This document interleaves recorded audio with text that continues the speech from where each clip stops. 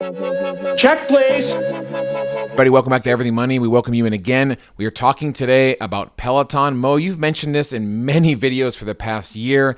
We love the product. We were never in love with the stock price. It has since crashed. It had a very beat up year, a bad year for Peloton, and now they're announcing they very well might get acquired. Fill us in on the news that you know, baby. Yeah, so Peloton is down over 80% in the past year to date. It's been very bad for them. First, they had their issues with their Tread Plus, then their user growth declined, and here we are at the point where three major companies are looking. There are rumors that they're going to be acquired: Nike, Amazon, and Apple. I could see a case for both of them. Nike makes sense. I mean, they're the fitness company. They have all the fitness products. They have different types of those products already incorporated in different machines here and there. Amazon, they do already have a bike that actually competes with Peloton, not well, but it's called the Echelon, and it's a similar concept. But that's exactly the point, Paul. They need to do something Echelon. if they really want to grow it. Now, I look at the Amazon part, and I'm like, this company, all they want to do is take things and just scale it to a massive scale. So to me, I don't know if Peloton is the best place for them. Apple makes the most sense to me. They have the cash to pay for it very quickly, too. I think the market cap right now is like $9 billion. Even if they paid $20 billion, it's still nothing for them. They have their Apple Watch. They're taking off Apple Fitness that they're trying to really get going, and that hasn't really sparked yet. And I think this is a perfect opportunity for Apple to get in the game of fitness, have Peloton by Apple, and just move forward. This is a great chance at acquisition for Apple. Paul, what do you think about the potential acquisition of Peloton? Well, I don't know how Apple's going to afford it with only $165 billion in cash. Could be rough. Could be rough. So here's what I'll say. I like Nike and Apple to buy Peloton. Amazon, people don't realize this. Amazon just announced their earnings and they skyrocketed. The reason their earnings were so high was their Rivian investment was they marked to market and it was skyrocketed. AWS is doing great. Guys, they still lose money on everything else. Yep. You've got to remember that. Like even the shipping and the products, they lose money on it. Amazon wants to make everybody, I'm an Amazon user, which is wonderful. But when it comes to watching TV shows and movies, I don't go to Amazon Prime. I go to Netflix. When it comes to music, I don't go to Amazon Music. I go to Apple. I prefer Apple to own Peloton. I would actually be more likely to use it if Apple bought Peloton or Nike versus Amazon, in my personal opinion. Now, that's my personal opinion. I also don't look at Amazon's. Apple just has the money to do it, and they're part of the whole, like you said, like they're trying to get more into fitness. They want to make it so that everything you do involves Apple. Everything you do involves Apple product. And I look at the user interface of Peloton, and I feel like it's more like Apple as opposed to an Android or something like that. Now, Nike, would that be a good idea? Sure, they could cross-sell Nike products. You buy, if I'm Nike, I'm sitting there saying, hey, listen, you buy a Peloton, you pay the monthly fee, you get a 10% discount on all Nike products that you buy, or something like that, something crazy. The point is, I love it through Apple, I love it through Nike, I don't love it through Amazon. And I don't think Amazon really has the justification for doing it. Yes, they're trying to make you, I don't know, maybe I'm sounding stupid and naive by saying that, but I really believe the Apple play is the better play. I really believe the Nike play is the better play. I just don't think the Amazon one's good. I can understand why Amazon wants it, but I just don't. Amazon needs to focus on AWS, in my opinion, and making their streaming stuff better. That's more of the feel for Amazon versus Apple's more of the hardware stuff. They do the hardware already. They make a lot of hardware. Imagine incorporating your iPhone into the Peloton. Oh my lordy! With your watch. I mean, I just think if it goes to Amazon, I think it'll quote unquote die as a product. I mean, it won't be scaled. It won't be scaled the way it should be scaled and can be scaled. You could always incorporate it with your Kindle Fire. That's true. You could read a book while you're riding. What was the phone that Amazon came up with? I think it was just called the Amazon Fire Phone or something, wasn't it? Was that what it was? What was it? I mean, people don't even know what it is. Amazon. Well, based on our conversation right now, it went really well. Exactly. That's the point. It's terrible. It's I can't even find it. Yeah. Google doesn't even have it. Fire. It was the Fire Phone. It was the Fire Fire. Phone. Yeah, I mean, it's like, come on, guys, like, grow up already. Like this is crazy. I mean, you guys don't do hardware very well. Just stop with it. You don't do hardware You know what? well. Stop. The fact that they have this bike called the Echelon that's like literally a competitor of Peloton and nobody knows the hell it is just tells you shouldn't go buy Peloton. So let's see. Let's go see how many like Echelon. So Amazon Echelon. Is it Echelon or Echelon? It's Echelon. Nobody knows. Let's see here. Ironically, I'm actually surprised. I thought it was gonna have a 5-star review on Amazon. It has it's a good looking bike though. Yeah, it looks like a bike. Can you show us, Paul? Show us the picture. Oh yeah, let me show you. Pull up the screen. Let me show it on here. Let me just go on here. I mean, look at this thing. It's a good looking bike. There you go. And only a quarter of the price is a Peloton. Quarter of the price. Yeah. So, folks, the essence of this channel is we want to not just base our financial decisions and investing on hearsay. So what we're going to move into is what are the financials behind Peloton? They're not that great. And in essence, Paul, the other thing we want to do is we want to find great companies and find them at a deep discount. We definitely have a deep discount from its all-time high. But Paul, why don't you pull up the financials and give a new person your thoughts on Peloton and what they're doing behind the scenes?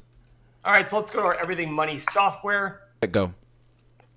So guys, let's go to the Everything Money website. It's right here. Stay to the end of the video. We're going to explain to you how you can get this software for about $1 a day. It's incredible and everything you get with it. So 8 pillars. Let's go to Peloton. It's $30 now. Oh yeah, because of buyout rumors. That's why. Because of takeover rumors. I mean, this is a 6 stock. A year ago, it was $167. I mean, that's kind of awesome. I'm not going to lie. So income statement, big revenue growth, $100 million this 2018, now $4 billion. Cash flow, there's not going to be any 8 pillars here because we need 5 years of data to do the full 8-pillar analysis. Free cash flow, they had 1 year of free cash flow in the last 4 years, sick. Let's see their income by quarter, actually. I want to see how their quarterly sales have gone. So remember in 2000, if you go look at our past videos about Peloton, I said, I don't know if the Peloton sales numbers are going to be able to sustain because they probably jumped up a lot when gyms were shut down. So June of 2006 versus June of 2020 versus June of 2019, almost tripled. June of 2020 to June of 2021, 50% increase. But look at this. September 2020 versus September 2019, over triple. But September 2020 to last September, barely up. 5%. 6% revenue growth. Not so much of a growth stock anymore. It's not growing. And that's why it's the same as Clorox. All these companies that surged because of COVID, you had to question, is it sustainable? Now, this one had, Paul, remember, of course, this had the huge shutdown with the recall, and then now they're just straight up shutting down shop. It's not been good. So, I mean, obviously you're not going to have growth when they're shutting the whole plants down. Well, in fairness, the CEO came out and denied that. I haven't looked at it since then. Did they actually shut down production? I don't know. He came out like the next day and said that is not true. I don't know if it was just him saving face. But the bottom line is the story is not going well right now, right? And that's what happens when something is hype, hype, hype. Everything's got to go well to justify that hype. And guess what happens in the world of business? Everything doesn't go well. Every single day, something goes wrong in Everything Money. Every single day. Would you not agree, guys? Correct. Yeah, most of it involves you, Paul, and your attitude. I'm kidding. I mean, 1 million%. 1 million%. I F up something every single day. Every single day. So we just account for it. It's called the Paul F up factor. We just No, it's not. Paul, we know that. I mean, I'll have a single conversation and forget what we said about 7 minutes later. So, in fact, what video are we doing right now? I'm sort of losing it. Yeah. So Paul, keep going on Peloton. I mean, like, are you buying this company as a stock? No. Do you want to be co-owner of Peloton right now? No, guys. I don't know what the stock's going to do in the next 1 month. Blah blah blah. It's too hard for me to understand the profitability because there is no profitability. It's too hard for me to understand what's the company going to do in the future after COVID happened. COVID screwed all the numbers up. It just threw you for, like, I don't know where it's going. It could go to the moon. It could not go. I don't know. But I remember when COVID happened, go look at our past Peloton videos. I'd say, is this sustainable? Just like Carnival Cruise Line shutting down and Southwest and all these airlines, that was not sustainable. You didn't make them go to zero. They still have value. You can't give the same benefit for companies that had big surges because of COVID. It doesn't make sense. I'm just holding back. More power to anybody. If Apple buys them for $50 a share, more power to them. $100 a share, more power to them. I don't have a clue. And I want to make a point here, because people are getting excited about the acquisition. This is not probable, but it's possible. If the stock price is at $30 right now, what if one of these companies comes in and they agree to sell it $25 a share? You're going to be in trouble. So don't just hear acquisition and just instantly think $50, $100, $200 a share. It's not a guarantee. So just keep that in mind before you just go blindly buying into something and saying, well, they're going to get acquired at way more than the current stock value is. If you've ever been drawn to trading stocks, whether it's day trading, multi-day trading, you can join our community. We'll tell you more about the end of the video, but Mo, show them what you're doing in the Bid and Ask Nation on volatile stocks like today, a 26% swing on Peloton. Did people catch this? Show us the charts. This is pretty interesting. Go ahead, Mo.